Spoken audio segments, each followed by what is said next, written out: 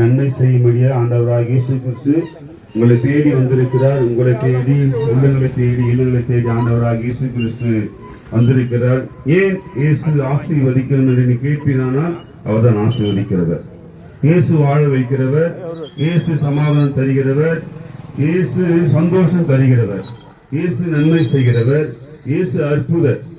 மனுஷன் பாருங்க, இந்த பூமியில வாழும்போது தன் இதயத்துல எவ்வளவு வேதனை வச்சுக்கொண்டு அந்த வேதனைக்கு முடிவில்லாத கஷ்டப்பட்டு கொண்டிருக்கிறாங்க. ஆனா ஈஸியாக ஒரு வழி உண்டுங்க.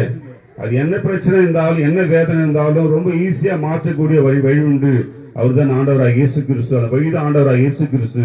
அவரே வழியும் சத்தியம் ஜீவனமா இருக்கிறார். நீ எவ்வளவு பெரிய பிரச்சனையா இருந்தாலும், எவ்வளவு பெரிய பாடா இருந்தாலும், எவ்வளவு பெரிய உபத்திரமா இருந்தாலும் ஆண்டவர் ஆகிய மெய்தெய்வத்துல வரும்போது உயிரித்த கொஞ்சம் இடம் கொடுத்து பாருங்களேன். நீ உன செக் பண்ணி ஏசுன்னு சொல்லி பாருங்களேன், ஏசப்பான்னு சொல்லி பாருங்களேன். பெரிய ஒரு நிம்மதி, ஒரு சமாதானம். ஏசுன்னு சொன்னாலே ஒரு நிம்மதிங்க, மனசுக்குள்ளது ஒரு பெரிய விடுதலை. ஆமாங்க, ஆண்டவராக இயேசு கிறிஸ்து இந்த பூமியில வாழும் போது, அவர் ஏற்றுக்கொள்ளும் போது, நம்ம பூமிக்குரிய வாழ்வில் என்ன காரியமா இருந்தாலும் அவர் மாற்ற வல்லவராக இருக்கிறார். எவ்வளவு பெரிய வேதனையா இருந்தாலும். ஏன் மனிதனுக்கு சந்தோஷம் இல்லை, ஏன் மனிதனுக்கு நிம்மதி இல்லை? நான் மனுஷன் பாவம் செய்ததுனால நிம்மதி இழந்து போறாங்க. மனுஷன் தவறு செய்த நிம்மதி இழந்து போயிருக்கிறான் பாருங்க. அதுக்கு வழி என்ன வழி சொன்னா ஆண்டவராக இயேசு கிறிஸ்து தான் பாருங்க.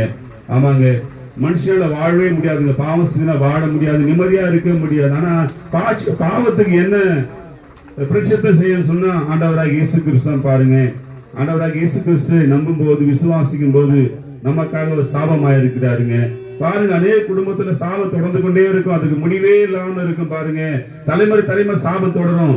ஆனா ஆண்டவராக இயேசு கிறிஸ்து ஏற்றுக்கொள்ளும் போது சாபம் மாத்திடுவார். எவ்வளவு பெரிய சாபமா இருந்தா இயேசு சிலுவையில் ஏற்றுக்கொண்டாரு பாருங்க. நீங்க செய்த பாவங்கள், நான் செய்த பாவங்கள், அக்கிரமங்கள், அருவருப்பெல்லாம் இயேசு கிறிஸ்து சிலுவையில சாபத்தை ஏற்றுக்கொண்டார். நாம் செய்த எல்லா பாவத்தை, அக்கிரமத்தை, அநியாயத்தை இயேசு கிறிஸ்து ஏற்றுக்கொண்டு அதை ஜெயித்தாரு பாருங்க. நம்பிட்டா போதும்.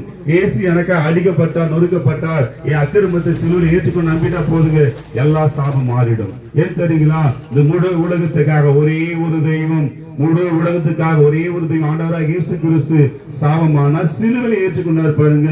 நமக்காக நம் மேல் வைத்த அன்பு நிமித்தமாய் கைகளில் கால ஆணி அடிக்கப்பட்டு, விழால குத்தப்பட்டு, மூழ்கோட ஏற்றி எல்லாத்தையும் நமக்காக செஞ்சிருக்கிறார் பாருங்க. இந்த உலகத்தை செக் பண்ணி பாருங்களேன், யாராவது சிலுவையில் அடிக்கப்பட்டாங்களா மனுஷனுக்காக? யாருமே இல்லைங்க. உலகம் முழுவதுமாய் ஆராய்ந்து பாருங்களேன், எந்த மனுஷனும் யாருமே இயேசு கிறிஸ்து மாத்திரம் தாங்க, யாருமே அடிக்கப்படலை சிலுவையில.